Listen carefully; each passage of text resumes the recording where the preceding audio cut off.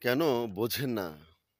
এই পৃথিবীতে যখন আপনি এসেছিলেন, একাই এসেছিলেন। আবার যখন যাবেন, একাই যাবেন। প্রতিবেশী যখন আপনার জন্য কবর খুঁড়বে, তখন দুজনের জন্য খুঁড়বে না। আপনার জন্যই। আপনার একা থাকার জন্য যতটুক জায়গার প্রয়োজন, ঠিক ততটুকুই খুঁড়বে। যখন পৃথিবীতে এসেছিলেন, তখন অত্যন্ত দুর্বল ছিলেন। এতটাই দুর্বল যে নিজেই নিজের খাবারটি মুখে দিতে পারতেন না। আপনি যাবার আগেও এমনটাই হবে। পারিবারিক সদস্য কিংবা আত্মীয়স্বজন বা পাড়াপড়শি ছাড়া আপনি মুখে খাবার দিতে পারবেন না। আপনি আসার সময় এতটাই দুর্বল ছিলেন যে নিজেই নিজের পোশাক পরিধান করতে পারতেন না। আপনি যাবার আগে ঠিক এমনটাই হবে।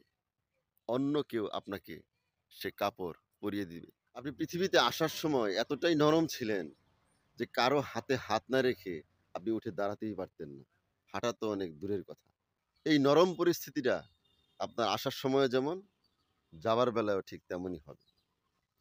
এখন বাকি রইল মাঝখানের যে সময়টুকু। মাঝখানের সময়টুকু আপনার রক্ত খুব গরম। যে কারণে আপনার দেহটাও খুব গরম। আপনার মুখ থেকে বের হয়ে আসা কথাগুলো বেশ শক্ত, কঠিন, অত্যন্ত গরম।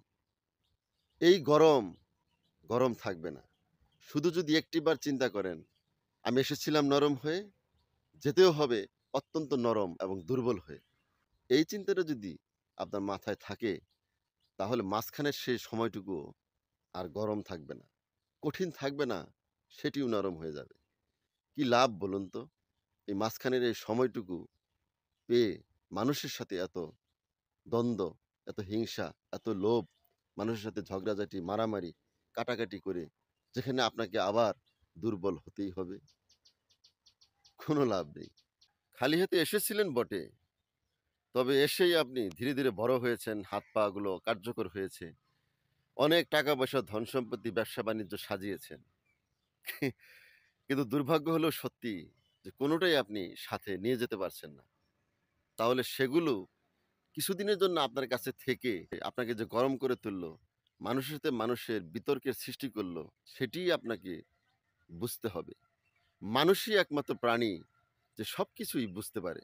তারপরেও কেন আমরা বুঝি না? আর কোন জাতি বা কোন প্রজাতির সৃষ্টি করলে তারা এটি বুঝতে পারবে? কিছু, কিছু সময় পশু প্রাণীও বুঝতে পারে। বাট আমরা এত পাওয়ারফুল একটি মস্তিষ্ক নিয়েও এই জিনিসগুলো বুঝি না। বোঝার দরকার আছে, বুঝুন। জীবনের সব আয়োজনই মিথ্যে হয়ে যায় যখন কবরস্থানে এসে একটু দাঁড়ানো যায়। দাঁড়ান, মাঝে, মাঝে কবরস্থানে দাঁড়াতে হয়। নিজেকে চেনার জন্য, নিজেকে বোঝার জন্য। আর একটু ভেবে দেখেন, এসেছিলেন তো কাপড়-চোপড় ছাড়াই, যেতেও কিন্তু হবে আপনাকে কাপড়-চোপড় ছাড়াই। যে কাফনের কাপড়টি আজ আপনার গায়ে জড়ানো দেখছেন, সেটিও কিন্তু থাকবে না। এমনও হতে পারে মৃত্যুর আহাজারিতে আপনার টাকায় কেনা, আপনার অর্থ সম্পদ দিয়ে গড়া কোনো কাপড়-চোপড়ই আপনার গায়ে আর লাগানো হবে না। এই আহাজারির ভিড়েই আপনার কোনো না কোনো এক আত্মীয়-স্বজন তার অর্জিত টাকা দিয়ে কাফনের কাপড়টি কিনবে। হয়তোবা সেই কাফনের কাপড়ের টাকাটি পরিবারের কেউ পরিশোধ করে দেওয়ার চেষ্টা করবে। বাট কিছুতেই সেটি পারবে না। কারণ যিনি নিয়েছেন, তিনি আর কখনোই তা নিবেন না। কারণ উনারও জানা আছে যে আমিও যখন চলে যাব, মৃত্যুর কান্নার মিছিলে হয়তো আমার স্বজনের খেয়ালই থাকবে না যে একটি কাফনের কাপড় তার জন্য কিনতে হবে। তাহলে দেখুন, এত অর্থ সম্পদ এবং টাকা-পয়সা উপার্জন করলেন। অথচ আজকে আপনি যাবার সময় সামান্য এক টুকরো সাদা কাপড় আপনার অর্থের বিনিময়ে আপনি কিনতে পারছেন না। এত দামি, দামি কাপড়-চোপড় থাকতেও সেগুলো আজকে আপনার কোনো কাজে আসছে না। ভাবুন, একটু ভাবার প্রয়োজন আছে, দরকার আছে। ঢাকা থেকে ট্রেনে করে চিটাগাং যাচ্ছেন বেড়ানোর জন্য। ৪-৫ দিন বেড়াবেন। আবার সেই ট্রেনেই আপনাকে ঢাকায় ফিরতে হবে। ঠিক সেভাবেই সেই গন্তব্যে আপনাকে পৌঁছাতেই হবে। যার যাওয়া আসার যাত্রাটা আপনি নিজেই শুরু করেছিলেন।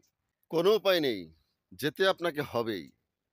থেকে যাওয়ার যত রকম প্রসেসিংই আপনি করেন না কেন, কোনো লাভ হবে না।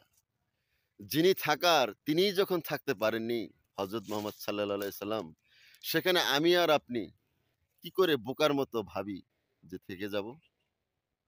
কোনোভাবেই সম্ভব নয়। পুকুরে জাল ফেললে হয়তো ছোট মাছগুলো জালের ফাঁক ফোকরে বের হয়ে যায়। কিন্তু বিধাতা যে জাল বিছিয়ে রেখেছেন, এখান থেকে ছোট বড় কারোই কোনো বের হওয়ার সুযোগ নেই। একে, একে সবাইকেই এই জালে ধরা পড়তেই হবে। আর এই শিক্ষাটা অর্জনের জন্য বড়, বড় বিশ্ববিদ্যালয়ে পড়ার কোনো প্রয়োজন নেই। আপনার জীবন ব্যবস্থাই এই শিক্ষা অর্জনের জন্য সম্পূর্ণরূপে যথেষ্ট।